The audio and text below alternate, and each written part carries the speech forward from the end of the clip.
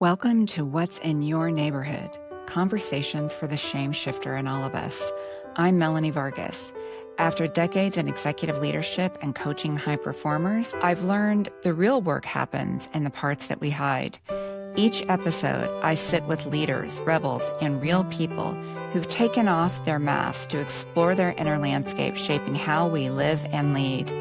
If you're ready for more truth, courage, and authenticity, you're in the right place. So let's go there. What's in your neighborhood? Let me start by introducing today's guest. Today we're walking through Mikaela Kiner's emotional neighborhood. And to give you a little bit of information about her and her background, Mikaela is a founder, CEO, and executive coach. Her company, Reverb, helps organizations create healthy, inclusive cultures. Prior to Reverb, Mikaela held HR leadership roles at Northwest companies, including Microsoft, Starbucks, and Amazon. She enjoys coaching leaders at all levels and working with mission-driven organizations. Mikaela is also the author of Female Firebrands, Stories and Techniques to Ignite Change, Take Control, and Succeed in the Workplace. Her young adult children are good at challenging the status quo and are a constant source of learning and laughter. Mikaela is also a fellow Hudson coach, and I know her through our coaching community. I have admired her for many, many years, long before we actually got to know each other. I could not be more excited about inviting her to join me today on the show. We're also fellow HR professionals, certainly work in the same spaces. And Mikaela, I just want to welcome you and thank you again for being here. And I'm excited to co-explore your story. Hi, Melanie. Thank you so much for having me here. And thank you for creating this amazing podcast.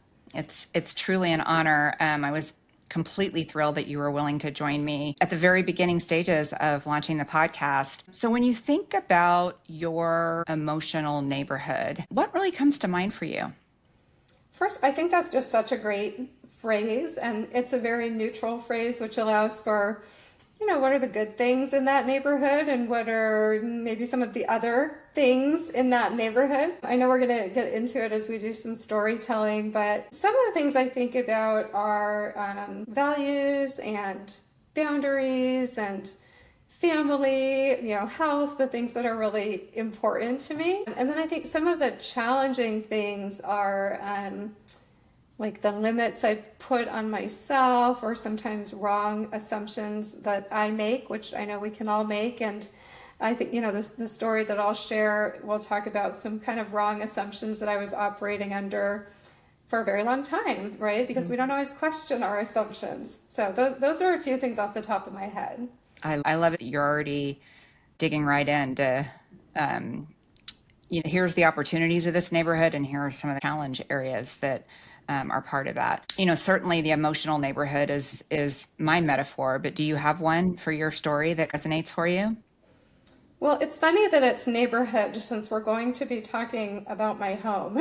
So it's actually very apt. I don't know. I think, as an introvert, when I even think about what are those emotions or what are those limitations, I perceive it as all being very much inside of my head, because like everything is sort of internalized for us introverts. So that's the picture that I get in my mind. Mm-hmm. Nice.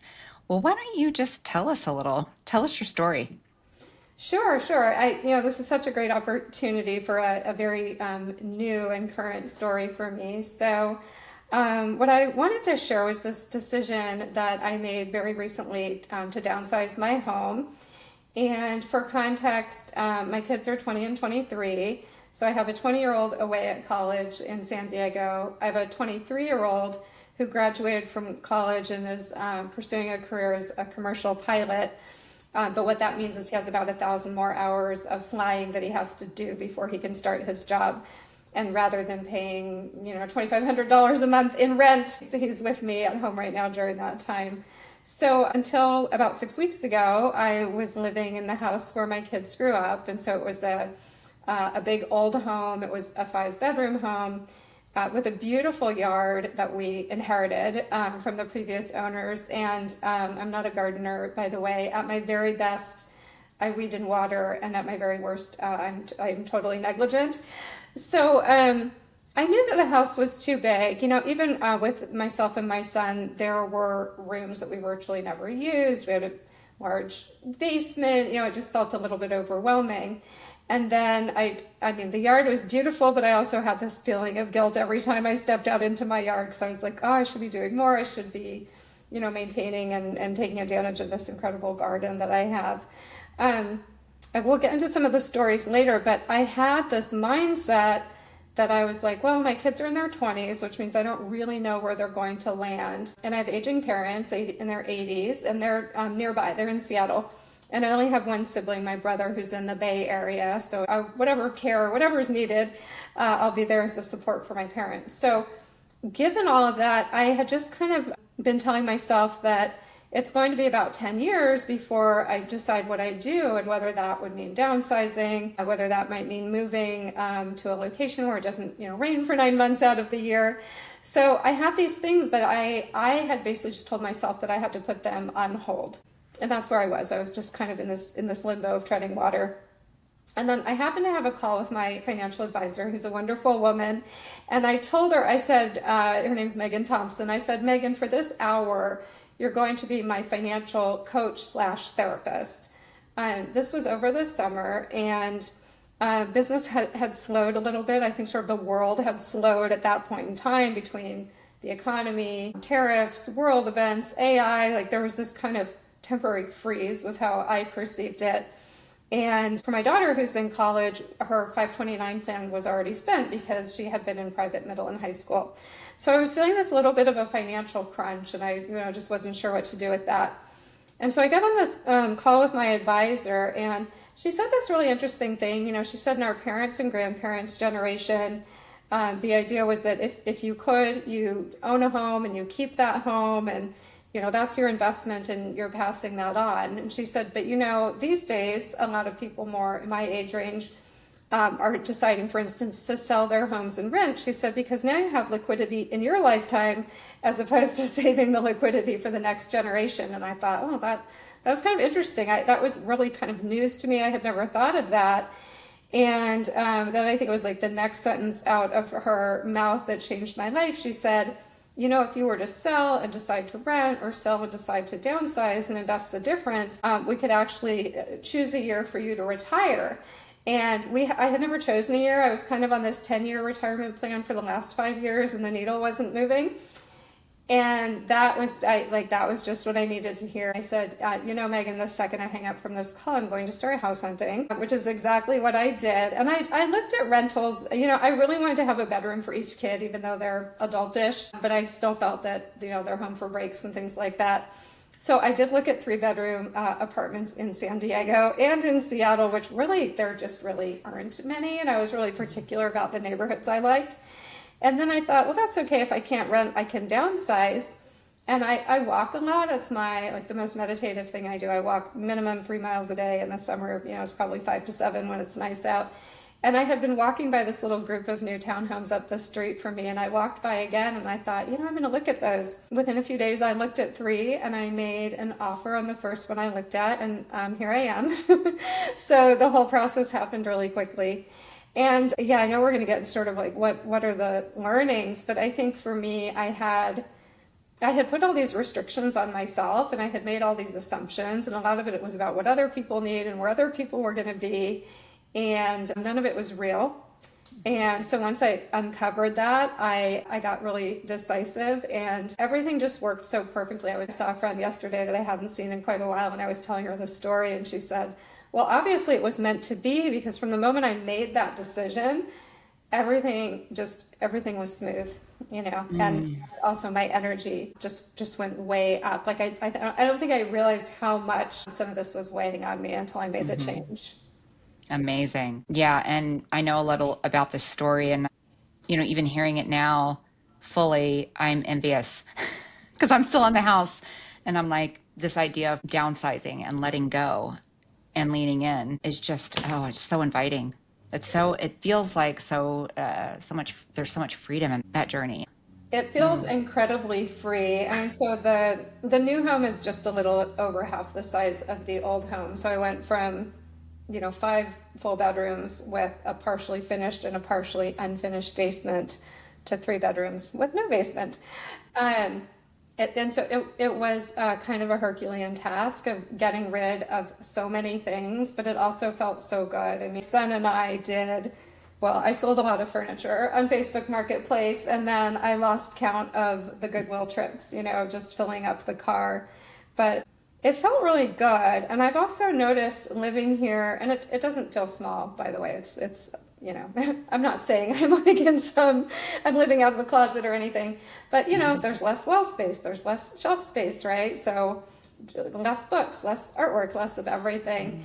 And I've noticed is that, because I don't like clutter, and so when I'm just sort of like out and about or walking around or shopping, I don't want anything because I don't want to add anything to my home. I feel like, I might see something I admire, and then I'm telling myself, well, there's no place for that. Like I really have whatever I need, and it feels really good. If we were going to deep dive into a defining moment, and there were so many things that you said there were a piece of this chapter, where was the time that you were feeling maybe undone or exposed or lost, and how did it shift for you? Yeah. I think really this past summer was kind of the harder time. So it was that time, business had slowed a little bit, or frankly, quite a bit. We just had this period that felt like a lull that made us really reflect and do some reinvention around the business, right? It's always a good thing, but then you have to wait to sort of come out of that moment. And I think I didn't realize how much financial stress it was causing me. Not real stress, right? Not, in other words, I wasn't short of money in the moment, but it was that uncertainty about the future, right? How long is this going to last? How long is the economy going to be in this upheaval? When will things pick up and be more normal? And so, uncertainty is really hard on the human brain, as we know. So it was hard, and it's interesting. My uncle got married just outside of New York City, so we were in New York in August while a lot of this stuff with the business was going on, and I was with both kids. So my daughter and I were sharing a room, and she turned to me the night before the wedding. We had gotten in after the family dinner, and I was reading some emails about some things that were going on at work. And she just turned around and looked at me and she said, "Mom, I've never seen you this stressed." And I mean, she lived with me through my divorce. So I got divorced when she was a junior in high school. So that was saying a lot, right? I think I just felt under this extreme pressure of not knowing when or how things were going to turn around. There were 2 things I think that kind of helped me tip me over the edge. So one, it was that conversation that I had with my advisor about, sort of what was possible if I made this change. The other was really interesting. I had thought that maybe one of my kids might want the house in the future because I don't really know how young people are going to afford housing in Seattle, just given the way that things are.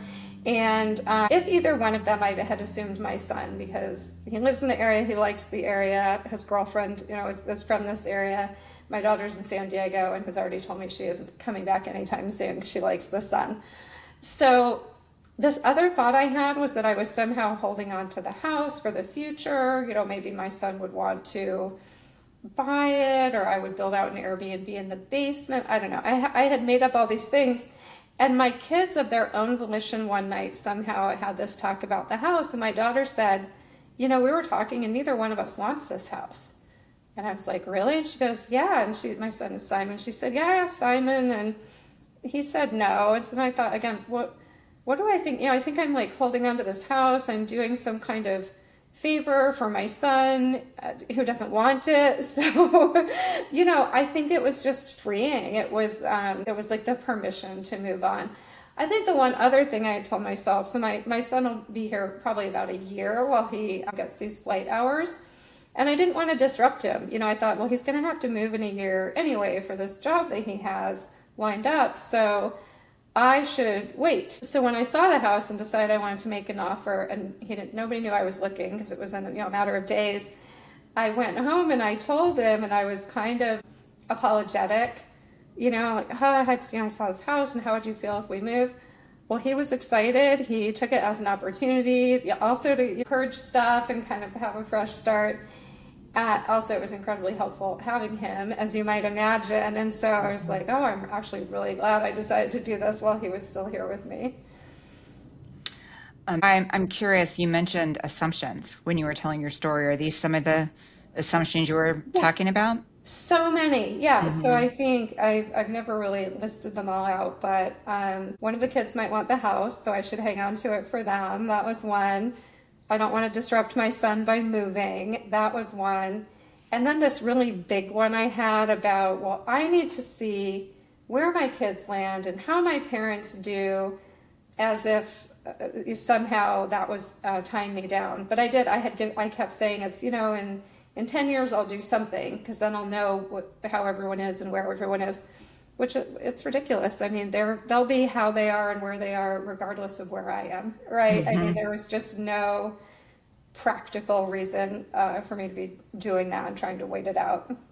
So many little nuggets of gold in there about the assumptions we make and how sometimes those narratives kind of drive our behavior and keep us stuck in a way that, because we haven't validated them anywhere, they're all being cooked up in our heads. Very, yeah, very much. And Hmm. I think I was really stuck again without, I wouldn't have known, if someone had said, oh, is anything bothering you on your mind? I would not have said this. I think I had put it so far aside because of those assumptions that, I wasn't reflecting on it at all. But yet it was clear when I made the choice that it was really weighing me down, that it was actually pretty heavy. Hmm.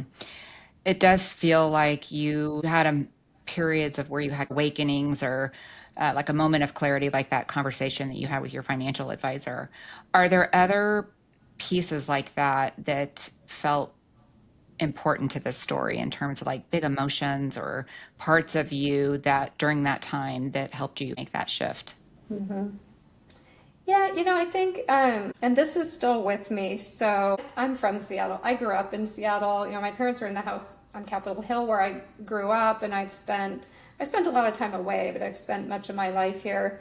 But I did reach the decision, maybe just in the past year, that I really don't think I want to retire here. The weather does not suit me. I love to be outside and I love to walk. Like I said, I would walk all day if I could, but I am a very fair weather person when it comes to the outdoors. And so I think I had to do this chunking out of like, this isn't my last step. This isn't permanent. I don't plan to be here for 30 years necessarily, but that's also okay, right? I can make a decision now. I can make a different decision later. I also, for anyone who's bought or sold a home, it is such a stressful process.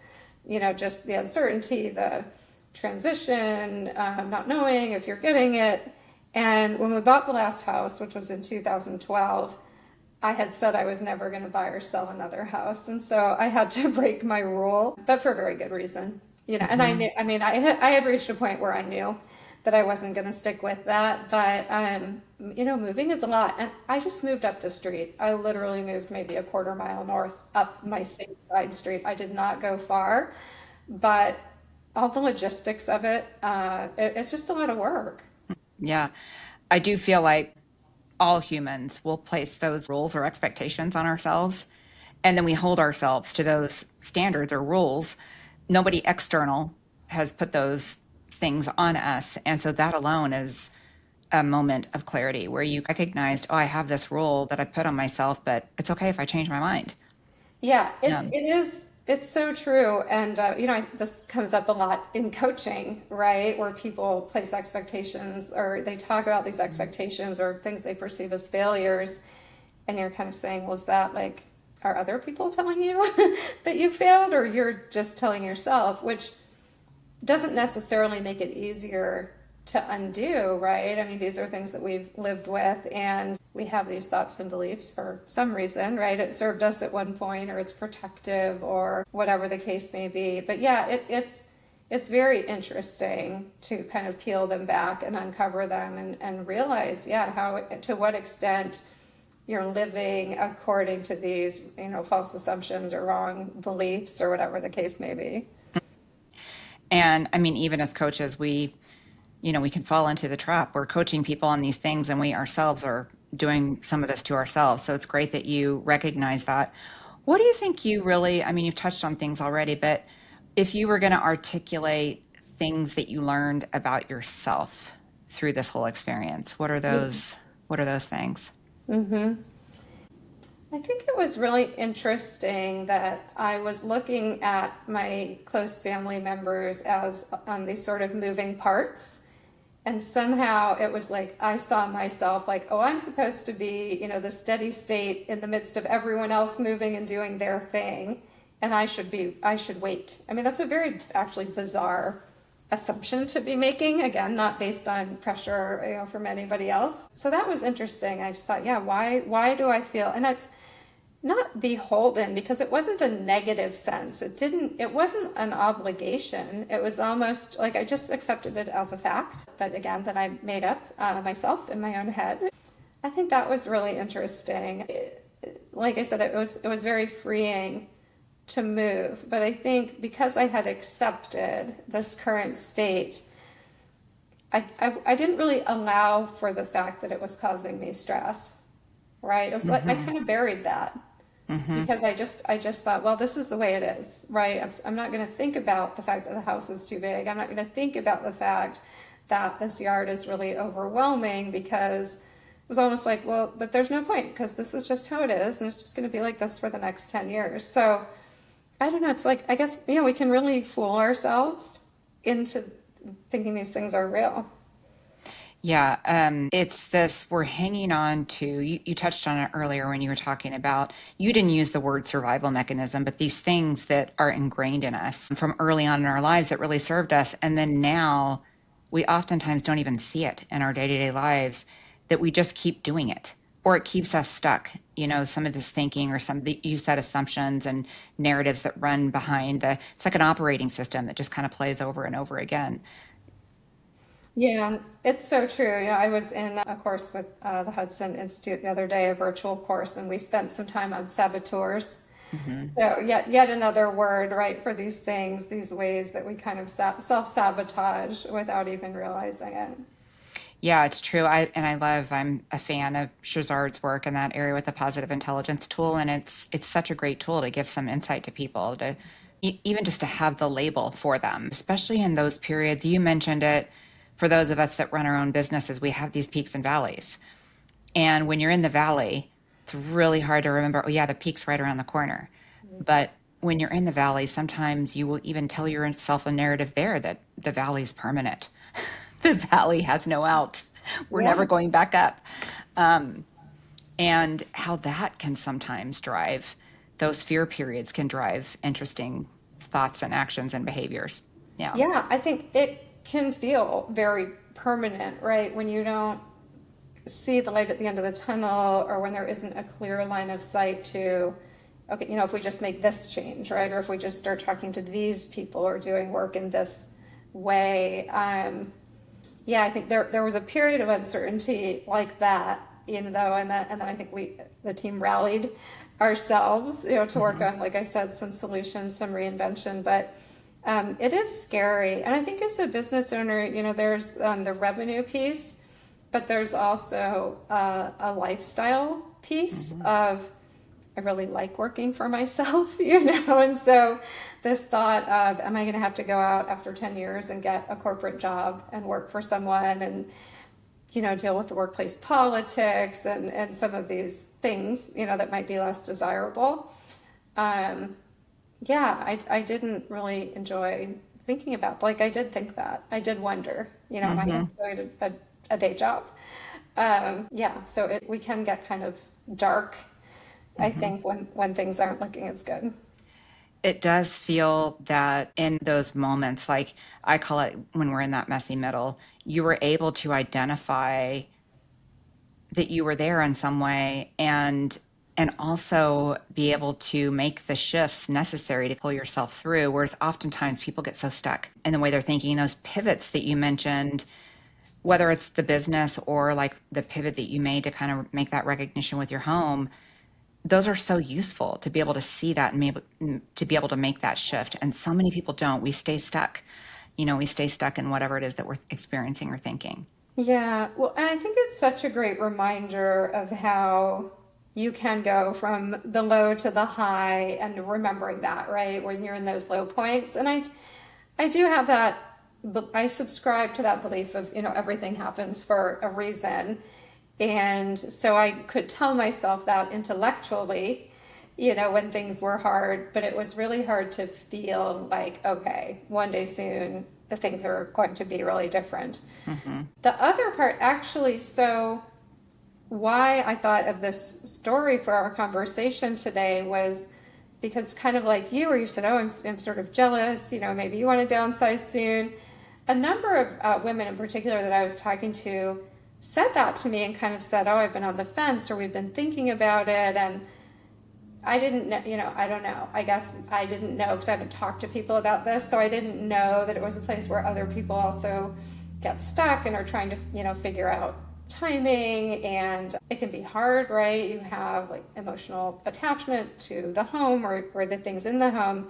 It's funny, my daughter was away at school for all of this, and she was feeling a little bit sentimental, and she said, Mom, I'm going to come home for the holidays to a house that I've never seen and not to my childhood home. And I was kind of like, ouch, yeah, but I'm like doing this for all of us, And then at one point she just said, weren't you sentimental at all?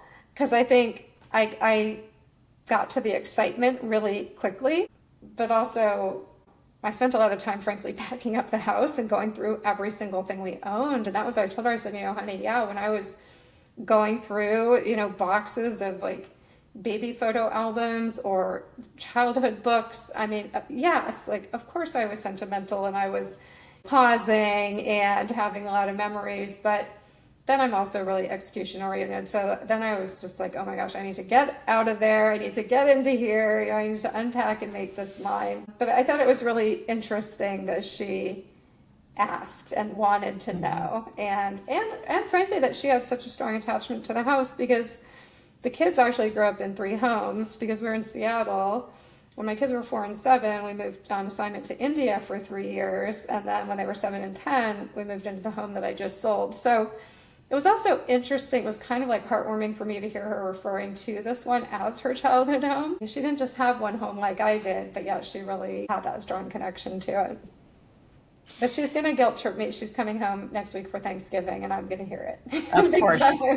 You'd be getting that regardless of what decision you were making in your life. Are there any other surprises that are worth noting? Let's see. You mentioned earlier the freedom part of it. Was that a surprise?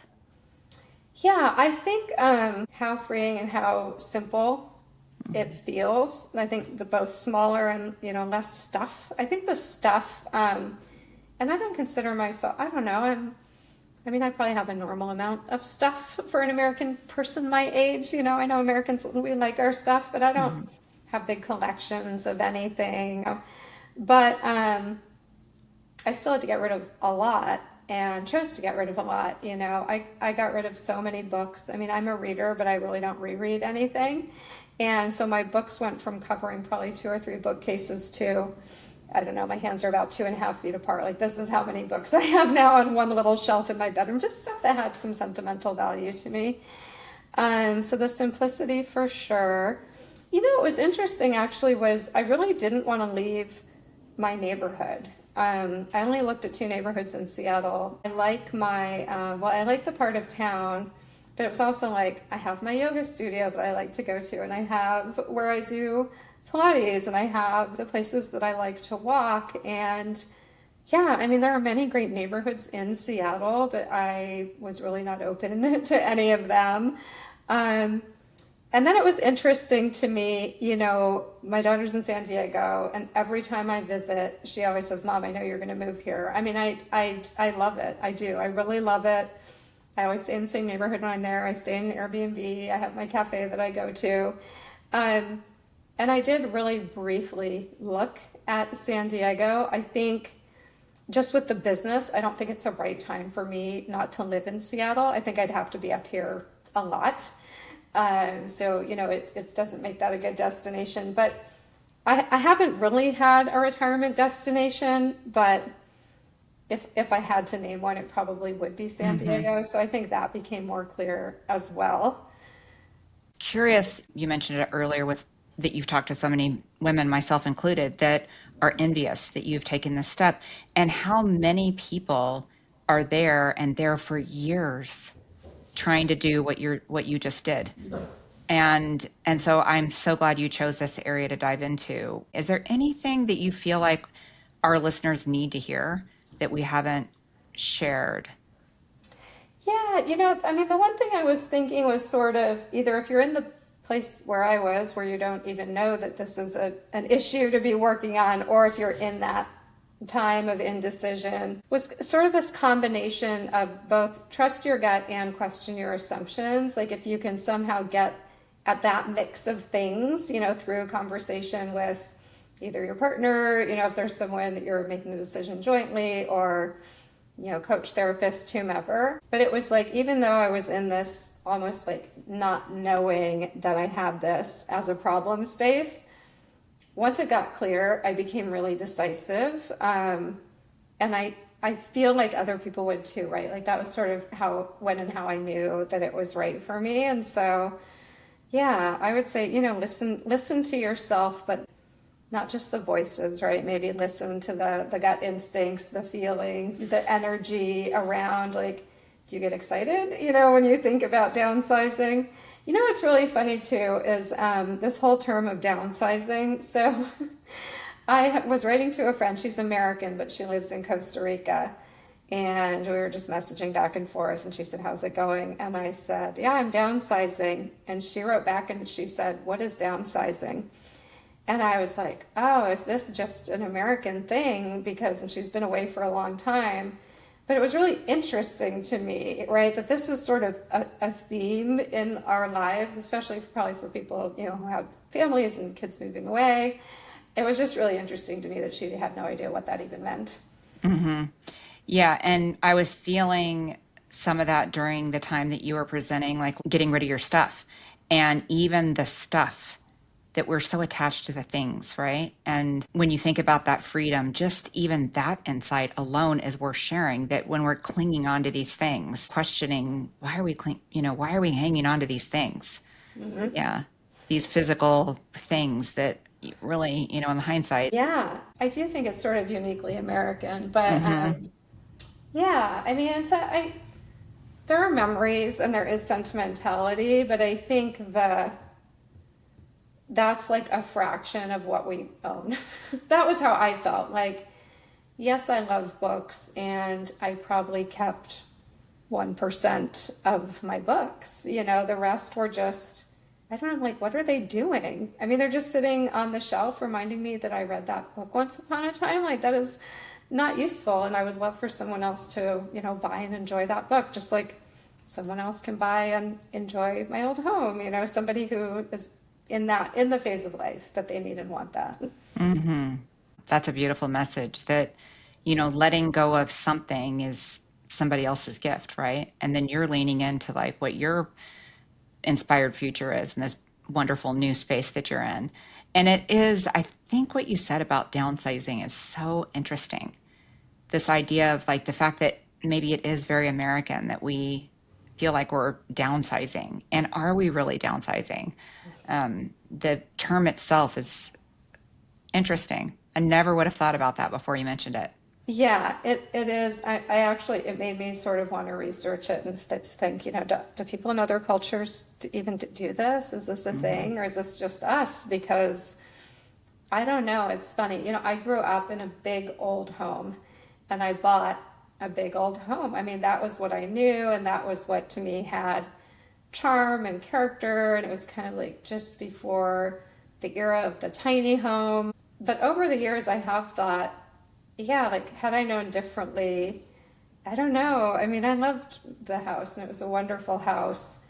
I just don't know that I ever needed such a big house, but it was Hmm. just what I knew. Hmm. Yeah, for sure. And so when you think about where you are now in this amazing space that you're in of freedom, it looks like freedom to me anyway. That's my label. How would you describe it? I mean, how would you describe where you are, like fully integrated into this life that you have now and your downsized life, which, it now seems silly to say. Yeah, it's funny. I mean, I think even visually, well, first of all, I've never lived in a new home. Like this was a brand new home that I'm the first person to live in it. So it was very unique to me. And as you can see, it's very like bright white. It's sort of crisp and clean and with a lot of big windows and a lot of light. You know what's funny is in building a new construction, it's like they just figured out what people need and want, right? And so they did a really good job. Like all the windows, I have a walk-in closet that I could literally move my desk in and work from if I had to because it's that spacious, you know. But I think that there is this kind of crisp, clean, light, and bright feeling about the home that I think is sort of like its own metaphor, you know, just yeah, how I feel. And it's funny. So 3 days after we moved, my son went on a 3-week trip to Japan. So I just kept the door of his bedroom shut because it was total chaos. But everything else, you know, I unpacked and I set up. And I'm very tidy. I don't like a lot of clutter. And so while he was away, the house was just like spick and span and nothing on the surfaces. And it's funny, we don't have an office right now, and so some of the team events we do at my house, and the team was over a couple times, and they were like, oh, it's really, you know, clean in here. It's really neat. And I was like, oh yeah, but wait until my son gets back. So he and his girlfriend got back from Japan, and it was a day when I was working, so I was up here. And when I finally went downstairs, their bags were open and they had like pulled out all the gifts they brought, and she was passed out on the couch. It was like a bomb had gone off, but also in a really good way. Like they make it really homey, you know? And so it looks night and day different now that my son is back. And I'm trying to just like keep the tidiness in my areas that I need to be sane, but also not pick on him about, you know, because it's his house too, and he does have a very different aesthetic. So it's funny. It's already been a very different house in, you know, the 6 or so weeks that I've been here, and both are good. They're just different. Yeah. Important thing to note that, this image of this little sanctuary that you built, and then once your son came back into it, it's like it's messier, but it's still, there's lots of love there, and it feels right to you. Yeah, and I love his girlfriend doesn't live here, by the way. They're just always together at one of the two houses, and it's super fun. And I love having them around. And I also know like one day they'll be gone, and it'll be just me and my little, you know, pristine house, and they won't be here anymore. So I just try to soak it up, you know, when they're around because it's really fun. It's really special when they're here.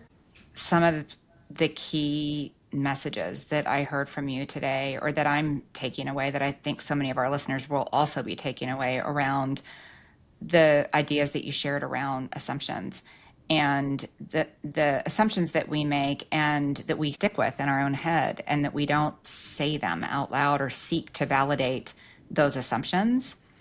And so there's a real message for hope on people that are feeling stuck in whatever it is, whether it's, wanting to downsize or make a change in their life or change a career, or, whatever it is, that those assumptions that drive our behavior, and that we sit silently in those in our own head oftentimes.